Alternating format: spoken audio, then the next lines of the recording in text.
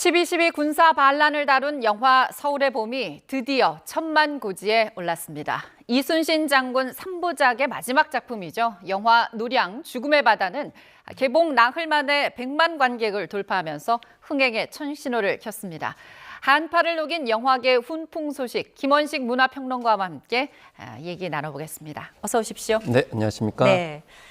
오랜만에 정말 극장가가 따끈따끈한 것 같습니다. 그렇습니다. 네, 영화 서울의 봄이 드디어 1000만 고지에 올랐어요. 지금 개봉한 지 33일 만이라고 하고 올해 이제 범죄도시 3에 이어서 두 번째 1000만 영화인데 이런 기세라면은 올해 최고 흥행작이 될 전망이죠. 네, 그렇습니다. 이제 범죄도시 3 같은 경우에는 1068만 명이었거든요. 근데 네, 1068만 명. 예, 네. 그렇습니다. 이 영화 같은 경우에는 사실 전작이 있었기 때문에 원과 투가 흥행을 했고 특히 투 같은 경우에는 1000만을 돌파했어서 예. 팬들이 많이 확보된 상황이었거든요. 네. 그렇기 때문에 가뿐하게 1000만을 돌파할 거로 생각했는데 다만 초기에 파죽지세로 밀고 가다가 뒷심이 좀 부족했던 측면이 있습니다. 그런데 예. 이 서울의 봄 같은 경우에는 첫날 20만 명 돌파를 했고 그런데 갈수록 좀 더 흥행사가 붙는 측면이 있었습니다. 예. 그리고 지금 현재 봐도 어제만 한 4, 50만 명이 보셨거든요. 그러니까 올 일요일과 이제 크리스마스까지 더하면은 100만은 충분히 돌파하지 않을까. 그러니까 크리스마스 이후에는 범죄도시 3를 제치고 올 한 해 가장 많이 본 영화로 등극할 가능성이 높아질 것 같습니다. 그렇군요. 서울의 봄의 열기는 여전히 식지 않고 계속되고 네, 있다는 그렇습니다. 말씀이시네요. 김성수 감독과 정우성 배우 두 사람의 작품이 그동안 계속 있었어요. 우리에게 굉장히 익숙한 감독과 배우인데 이 작품으로 처음으로 이제 1000만 감독, 1000만 배우가라는 타이틀을 얻게 됐습니다. 뿐만 아니라 이제 이 서울의 봄이 갖고 있는 독특한 기록들이 참 많다고요. 네, 그렇습니다. 말씀하신 대로 김성수 감독과 정우성 배우의 5번째 작품입니다. 예전에 이제 두 사람 다 이제 젊었을 때 네. 비트라든지 태양은 없다. 그리고 무사, 그리고 아수라에 이어서 이번에 5번째 호흡을 맞춰서 예. 너무 오랜 시간 작업을 하다 보니까 충무로의 부부 같다는 별칭도 있고 이번에 너무 친해서 네. 뭐 할 말 못할 말 다 하면서 티격태격하면서 완성을 했는데 이게 1000만을 돌파한 네. 좋은 결과로 나왔고요. 네. 또 여러 가지 또 기록들이 있습니다. 이제 황정민 씨 같은 경우에도 전두환이라는 인물로 특수분장 이렇게 네. 했었는데 굉장히 많은 시간을 들인다고요. 그래서 한 번 하면은 뭐 3시간 반 이상 갔다고 해요. 그래서 네. 100시간 정도 이렇게 투입을 했었는데 네. 사실 그 디테일하게 주름살이라든지 또 이제 눈에 어떤 그 이제 머리털이 없는 부분까지 하려다 예. 보니까 굉장히 시간이 많이 걸렸던 측면이 있는데 네. 중요한 건 주요 인물이 68명이나 됐습니다. 그러니까 왜냐하면 각 장군과 고위 장성을 이제 파노라마식으로 보여줬기 때문에 제작진들 누가 누군지 헷갈리는 그런 상황이 됐었다고 네. 하고요. 고용 창출 입장에서는 굉장히 큰 기여를 했다고 저는 생각을 합니다. 네. 그리고 군복이 많이 등장하다 보니까 각 사단 다 다르잖아요. 예.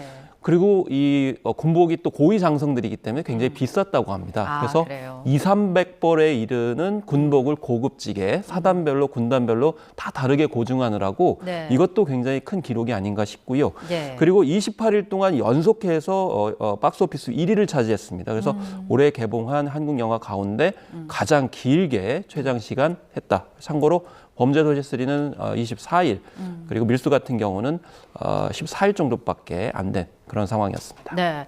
말씀하신 것처럼 주요 인물이 무려 68명 등장하셨다고 그렇습니다. 그랬잖아요. 인물 간의 그런 서사를 잘 짜맞추는 것도 맞습니다. 굉장히 중요한 작업이었을 것 같아요.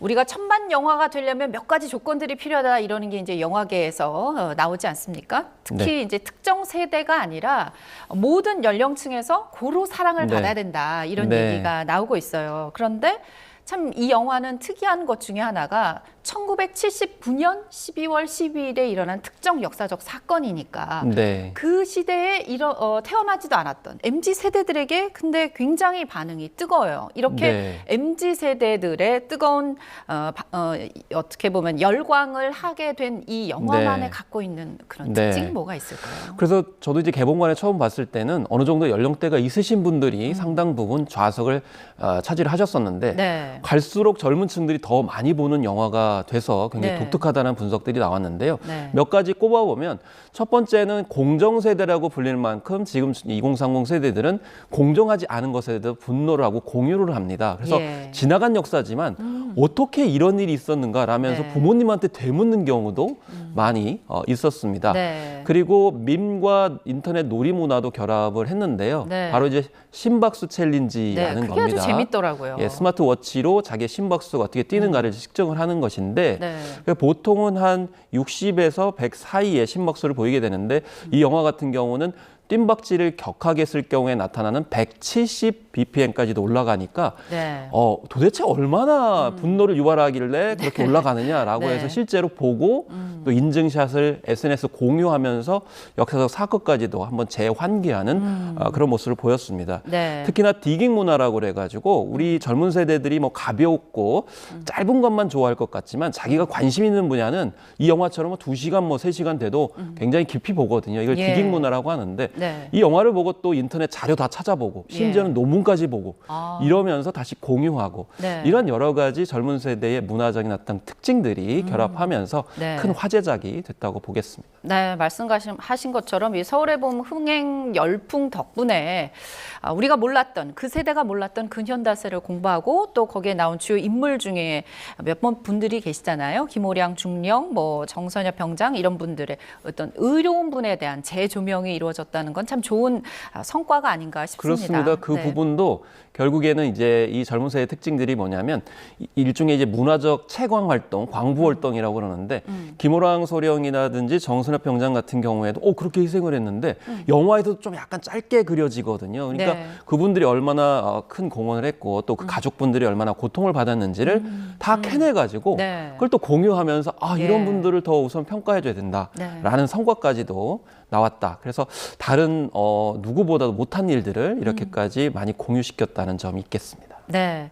화제가 된 것 중에 하나가 이제 실제 사건을 다루면서도 어떻게 보면 주요 등장 인물들의 이름을 다 바꿨거든요. 특별한 그렇죠. 이유가 있을까요? 있는 이유가 아무래도 이제 영화가 영화 그 자체로 머무는 것이 아니기 때문인데요. 네, 이 네. 계기가 바로 2005년에 그때 그 사람들이라고 하는 이제 작품 때문입니다.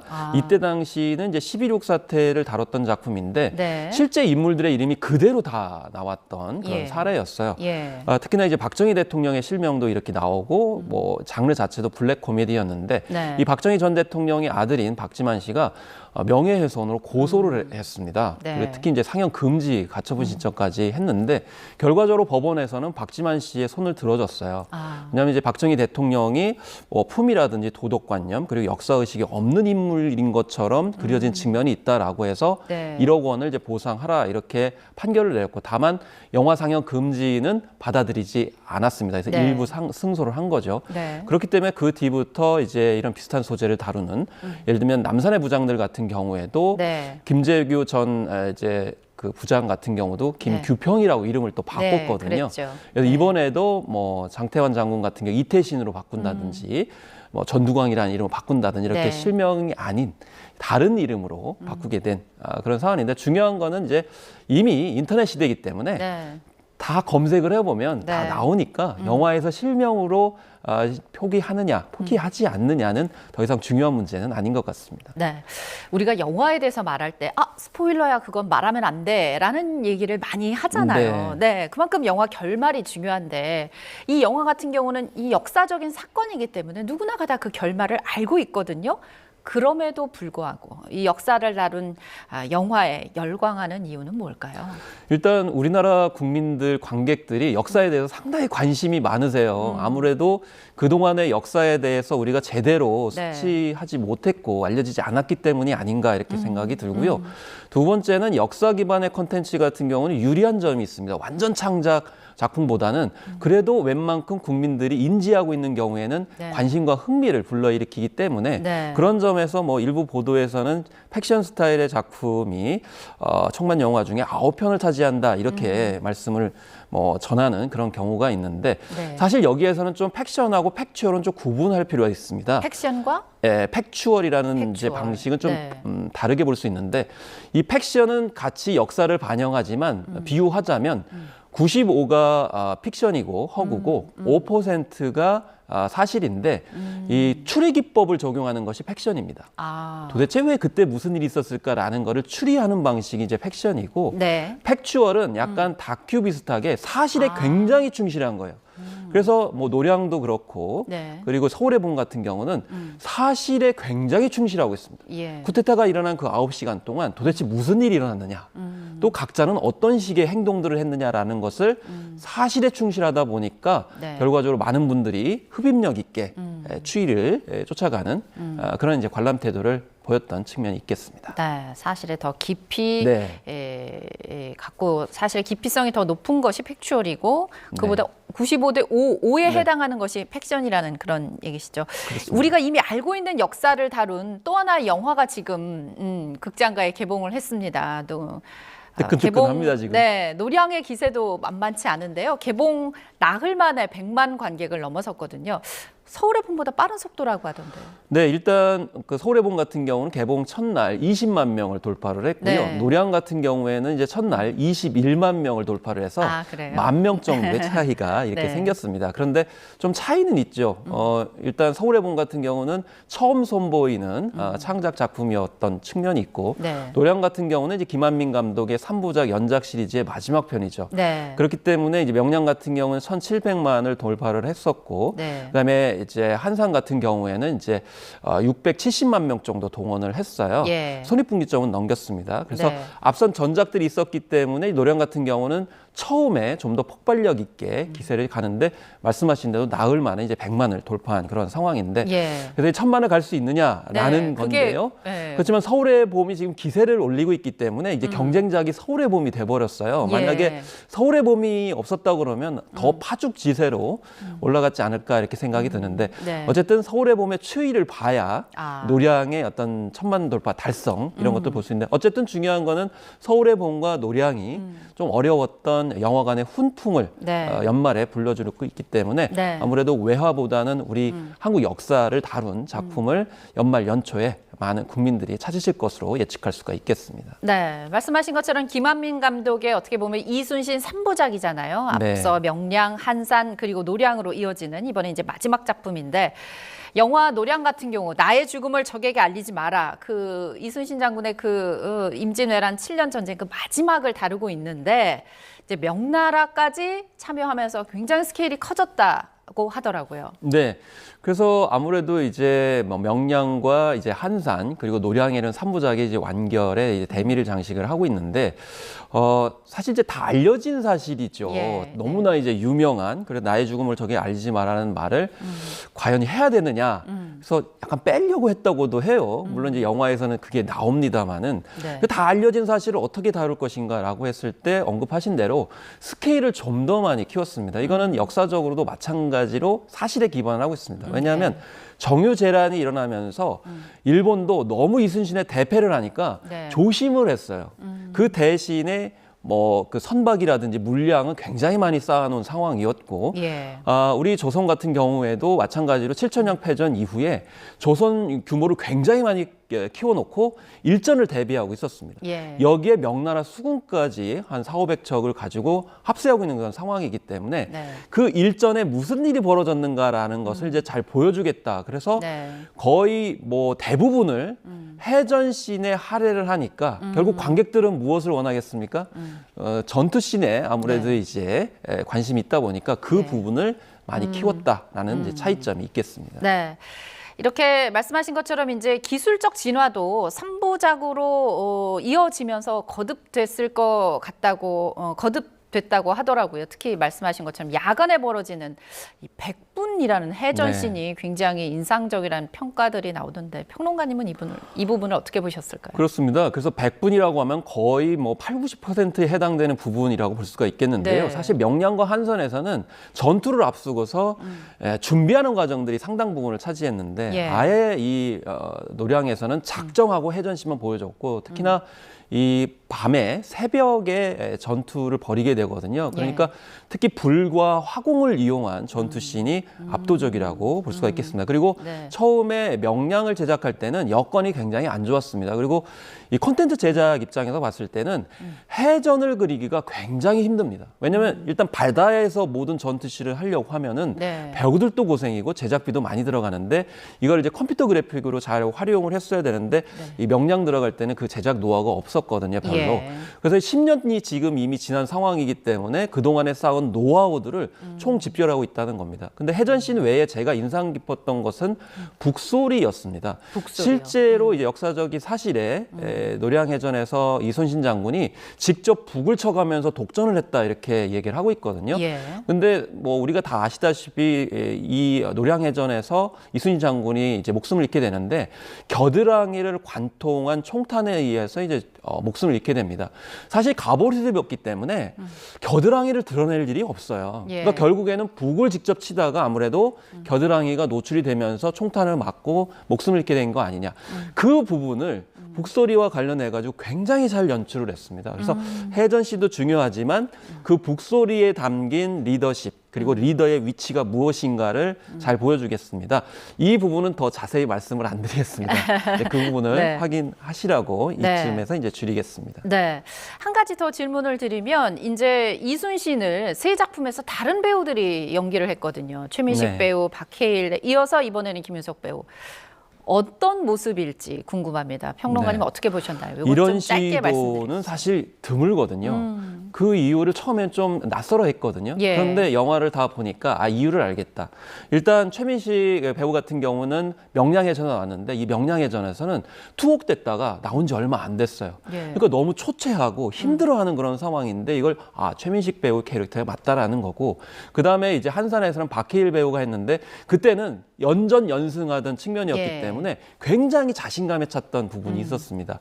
그리고 노량해전 같은 경우에는 이미 해전을 많이 해봤기 때문에 그래서 뭔가 노련하고 굉장히 풍부한 리더십을 갖고 네. 이런 부분들을 잘 반영할 수 있는 캐릭터라고 파악했구나라고 해서 독특하게 배우별로 이제 캐릭터를 했는데 그런 점이 좀 네. 나름대로 성공을 했다. 그래서 이런 방식은 앞으로도 충분히 다른 작품에서도 적용될 수 있지 않을까 생각을 해봅니다. 네, 다른 인물이 다른 배우들이 한 인물을 그리는 네, 이번의 입체적인. 시도가 네. 네, 또 한 번 어떻게 보면 흥행을 통해서 입증됐다라고 그렇습니다. 볼 수 있겠습니다.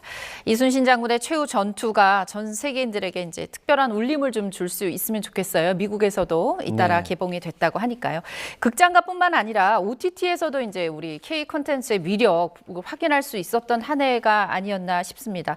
해외 시청자가 많이 찾은 OTT 3위가 한국 콘텐츠라고요.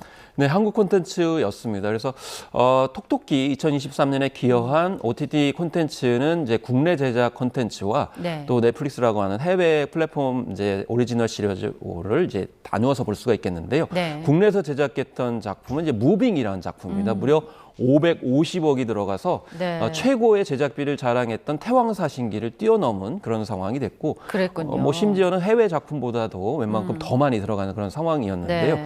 그 뒤에 이제 아까 시청 시간 3위를 말씀하신 이제 대표적인 작품은 바로 더 글로리가 되겠습니다. 예. 그래서 네. 전 세계 월드와이드 1위를 차지했고 최장 시간 기록을 상반기에 했기 때문에 예. 결과적으로 시청 시간 3위에 이제 링크가 됐다 이렇게 볼 수가 있겠습니다. 네. 어쨌든 중요한 거는 이제 한국에서 제작이 되었든 뭐 외국 자본을 통해 가서 외국 플랫폼을 통해서 공개가 되었든 간에 네. 2023년에는 골고루 세계적인 화제작이 됐다라고 볼 수가 있겠습니다. 네. 그런데 이제 우리 콘텐츠로 뭐 넷플릭스라든지 말씀하신 디즈니 플러스가 날개를 단 데 반해서 토종 OTT는 어떻게 보면 오히려 좀 영업 적자에 시달렸던 한 해입니다. 그래서 어떤 돌파구로 티빙과 웨이브 합병 이런 얘기도 내년 상반기에는 이제 지각 변동도 예상되고 있는데 심화되는 OTT 부익부라고 할까요? 어떤 해법을 좀 가져야 될까요? 일단 그렇습니다. 우리만의 어떤 이제 고유한 그런 플랫폼을 가지고 있어야만이 좀 더 제작의 선순환이 이루어질 수가 있겠죠. 예. 그렇기 때문에 정부 쪽에서는 이제 세금 문제라든지 제작 지원 문제를 좀 더욱더 해줘야 될 필요성이 있겠고요. 네. 다만 이제 우리나라 같은 경우는 선택과 집중을 해야 될 필요성이 있기 때문에 그런 차원에서 인수합병 네. 논의도 2024년에 좀 해결을 해야 될 필요성이 있겠습니다. 예. 다만 중요한 것은 왜 우리 우리 제작진들이 해외 OTT에 쇄도해 가는가도 중요하겠습니다. 그래서 일단 해외 OTT 같은 경우에는 제작비를 파격적으로 일단 주는 측면들이 있고 예. 또 소재 제한도 이제 덜 한다라는 것이고요. 그리고 세계로 진출하는 기회를 더 많이 제공을 하고 있다라는 점입니다. 그렇기 때문에 우리나라 이 토종 OTT 같은 경우에도 제작진들한테 훨씬 더 좀 더 많은 제작비와 인센티브를 줘야 되는 측면이 있고 또 세계적으로 좀 더 릴리즈를 많이 해서 공개를 할 수 있는 즉각적인 효과들을 좀 더 구축하는 것 이러려면 또 선택과 집중이 필요하고 네. 이 부분에 있어서 정부의 지원도 선순환이 이루어질 수 있도록 좀 자리매김하도록 하는 것이 필요하겠습니다. 네. 재차 강조해 주셨어요. 해외 진출을 위한 정부 차원의 어쨌든 네. 정책적인 투자가 필요한 시점이다라는 얘기를 해 주셨습니다. 그런 부분에 있어서는 이제 신진 제작진, 창작진들에 대한 지원이 우선돼야 된다고 보겠습니다. 네. 천만 영화가 올해 두 번째 천만 영화가 탄생을 했습니다. 이 천만 영화 탄생의 분위기가 연말 또 연초까지도 계속 이어지길 영화 팬의 한 사람으로서도 바라보겠습니다. 그렇습니다. 오늘 이렇게 함께해 주셔서 고맙습니다. 김원식 문화평론가와 함께했습니다. 고맙습니다. 네, 감사합니다.